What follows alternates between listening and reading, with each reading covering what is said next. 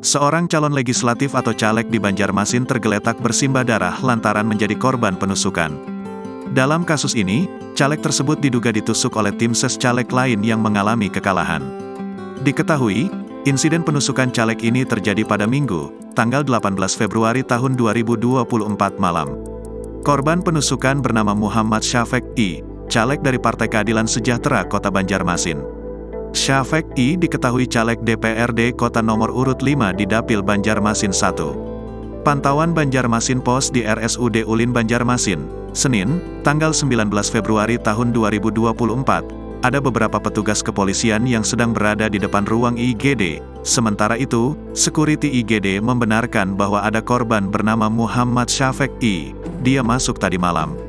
Sekarang sedang menjalani operasi, kata security tersebut tanpa menyebutkan namanya.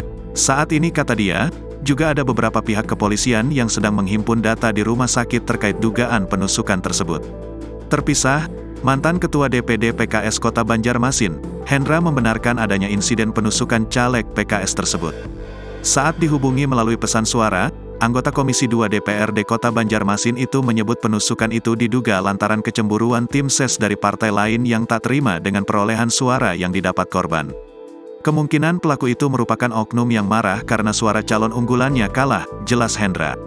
Pihaknya pun saat ini sudah melaporkan kejadian itu ke pihak kepolisian untuk proses hukum lebih lanjut. Sementara ini, korban masih dalam tahap operasi di rumah sakit, tandasnya. Kasus ini sontak membuat geger warga setempat. Hingga kini pihak kepolisian masih berusaha mengusut kasus penusukan ini. Download Tribun X sekarang, menghadirkan lokal menjadi Indonesia.